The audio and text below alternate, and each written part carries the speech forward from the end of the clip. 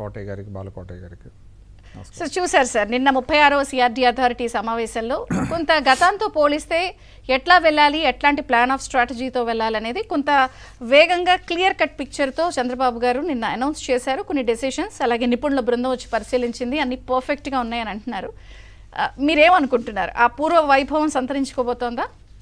అంటే నాకు ముందుగా కలిగిన ఫీలింగ్ ఏంటంటే, అసలు జగన్మోహన్ రెడ్డి ఎంత మూర్ఖుడు అయినా అనిపించింది. అంటే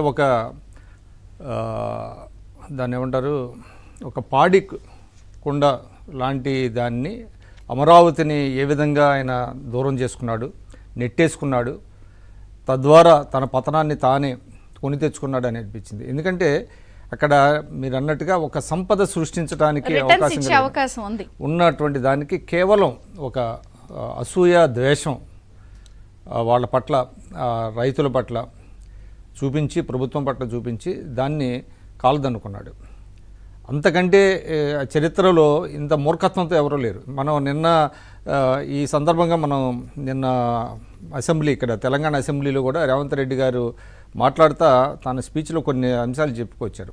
అంటే అభివృద్ధి అనేది ఒక కంటిన్యూస్ ప్రాసెస్. ఏ విధంగా చంద్రబాబు నాయుడు గారు చేసినటువంటి అభివృద్ధిని రాజశేఖర రెడ్డి గారు కొనసాగించాడు, రాజశేఖర రెడ్డి గారు చేసినటువంటి అభివృద్ధిని వీళ్ళు చేశారు, మేము కూడా అదే చేయబోతున్నాము అని చేస్తున్నారు. అంటే తెలివిగల పాలకులు ఎవరైనా చేసేది అటువంటిది. కానీ జగన్ కేవలం ఏంటంటే కళ్ళు మూసుకుపోయి ఒక అజ్ఞానంతో, అసూయతో, ద్వేషంతో ఈ అమరావతిని కాలదన్నుకొని తన పతనాన్ని తాను తెచ్చుకున్నాడనే భావన అయితే కలిగిందండి. ఎస్, మీరు అన్నట్టుగా నిన్న చాలా సుదీర్ఘమైనటువంటి ఇది జరిగింది, సమీక్షలు జరిగినాయి. ఏమేమి మళ్ళీ చర్యలు తీసుకోవాలి తిరిగి పునరుద్ధరణకి అనేటువంటిది. ముఖ్యంగా ఐఐటి నిపుణులు కూడా చూశారు. ఆ కన్స్ట్రక్షన్స్ చూసినప్పుడు కూడా చాలా బాధ వేస్తుంది.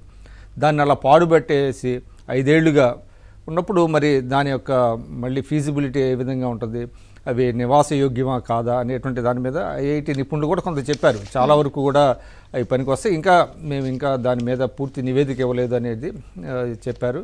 అదేవిధంగా సిఆర్డీఏ పరిధిని మళ్ళీ తిరిగి పెంచడం, అదేవిధంగా అనేక రకాలైనటువంటి ప్రపంచ స్థాయి, ఏదైతే జాతీయ స్థాయి, ప్రపంచ స్థాయి విద్యా సంస్థలు కానివ్వండి, హాస్పిటల్స్ కానివ్వండి, ఇవన్నీ కూడా తిరిగి ఏర్పాటు చేయడానికి మళ్ళీ తిరిగి ప్రణాళికలు రూపొందించడం. అదేవిధంగా కొంతమంది పారిశ్రామికవేత్తలకి గతంలో ఇచ్చినటువంటి నివాస, అంటే ఇవి ఏదైతే స్థలాలు ఉన్నాయో తిరిగి వాటిని మళ్ళీ సమీక్షించి నేనే ప్రత్యేకంగా మాట్లాడతాను, పర్సనల్గా అందరితో మాట్లాడతానని ఆయన అనడం.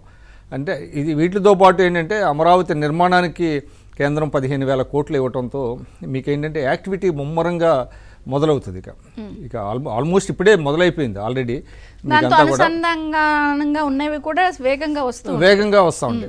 కాబట్టి ఇదంతా మీరు అన్నట్టుగా అమరావతికి మళ్ళీ ఒక ఉజ్వలమైనటువంటి ఒక భవిష్యత్తు కనబడుతున్నది, ఒక ఎకనామిక్ యాక్టివిటీ జరుగుతుంది, తిరిగి సంపద కూడా పెరుగుతుంది. కాబట్టి ఇదంతా చాలా ఒక మంచి పరిణామం కింద భావించాలి. అదేవిధంగా ఏదైతే జగన్మోహన్ రెడ్డి గారు తన తీసుకున్న గొయ్యిలో తానే